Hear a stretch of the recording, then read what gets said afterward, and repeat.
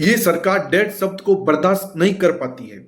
इस देश के किसी भी हिस्से से अगर ये खबर आ जाए कि किसी की मौत भूख से हो गई, तो उस जगह की सरकार, उस जगह का डीएम और उस जगह का वीडियो और उस जगह की पंचायत और दिल्ली में बैठी सत्ता ये मानने को तैयार होती नहीं कि किसी की मौत भूख से 21वीं सदी में हो सकती है।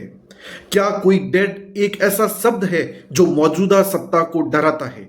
इसलिए भूख से मौत नहीं होती है, भूख की वजह से जो बीमारियां होती है उसी से मौत होती है। और इसका जिक्र इस देश के भीतर कई मौकों पर हुआ है। और मसलन बहुत दूर मत जाइए, याद कर लीजिए नोटबंदी को, जब कतारों में खड़े थे और मौत हो गई, ये सरकार उसे भी बर्दाश्त नहीं किया था। और सरकार ने अपने तौर पर जांच की तो कहा किसी को लू लग गई, किसी को हार्ट अटैक आ गया, किसी को कुछ बीमारी थी, लेकिन नोट बदलने के लिए कतार में खड़े होकर मौत हो जाए ऐसा होता नहीं है। और याद कीजिए तो सरकार ने इस देश में जब किसान के लिए 3 काले कानूनों के खिलाफ दिल्ली और दिल्ली की सीमा पर खड़े होकर आंदोलन कर रहे थे, उस वक्त भी कम से कम 300 लोगों की मौत जब शुरू में हो चुकी थी, तो सरकार ने माना ही नहीं कि आंदोलन करते हुए कोई मौत हो जाए। यही वजह है कि जब आखिर में तकरीबन 750-800 लोगों की, किसानों की मौत हो गई, तो उसके बाद सरकार ने चुप्पी थाम ली और प्रधानमंत्री मोदी ने आकर कहा कि गलती हो गई, समझा नहीं पाए इसलिए आंदोलन कर रहे थे, अब आगे से समझा देंगे। ये डेड शब्द बड़ा भयावह और डरावना होता है।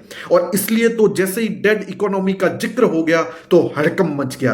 अमेरिकी राष्ट्रपति ने कहा और मोहर के तौर पर विपक्ष के नेता राहुल गांधी ने कहा, लेकिन इस देश की पूरी संसद, सांसद, तमाम रईस, तमाम बड़े इंडस्ट्रियलिस्ट और कोई मानने को तैयार नहीं हुआ कि दरअसल डेड इकोनॉमी हो सकती है क्या।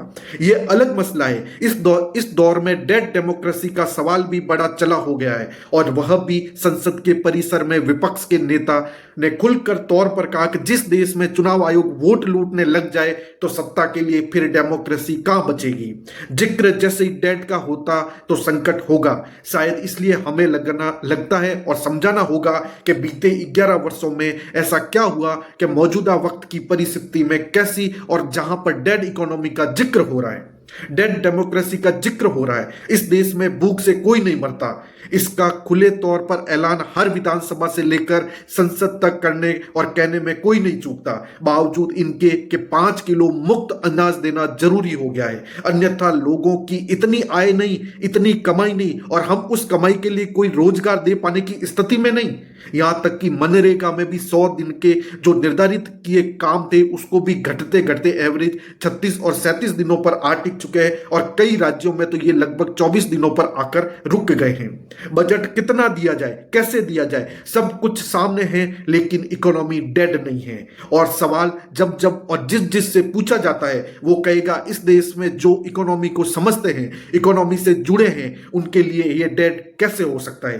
क्या आप कल्पना कर सकते हैं कि इस देश के भीतर में, इस देश के रईसों के नाम पर, इस देश के सरकारी बैंकों के जरिए तकरीबन 16 लाख करोड़, और उसमें से अगर cooperative, foreign bank, private bank सबको मिला दिया जाए तो 25 लाख करोड़ से ज्यादा विलफुल डिफॉल्टर है, उनको उनका लोन माफ कर दिया गया। यानी 11 बरस में जब आप आंकड़ा निकालना शुरू कीजिएगा तो आपको लगेगा अच्छा, हर बरस 2 लाख करोड़ से ज्यादा इस देश में रिजर्व बैंक और रिजर्व बैंक के अधीन तमाम बैंक लोन माफ कर देते हैं। उसको विलफुल डिफॉल्टर कहते हैं और दूसरी तरफ रिटर्न ऑफ कहते हैं। सरकार पैसे की भरपाई कर देती है, बैंक की किताब ठीक हो जाती है। और उनकी तादाद कितनी है, उनकी तादाद, ये सवाल आपके जहन में होना चाहिए। और अगला सवाल ये भी होना चाहिए कि इस देश के भीतर जो 80 करोड़ लोगों को 5 किलो अनाज बीच बीच में, कभी कभी सरसों, चना और यानी सरसों का तेल, ये भी जो व्यवस्था करा दी जाती है, इसका एवरेज कितना बैठता होगा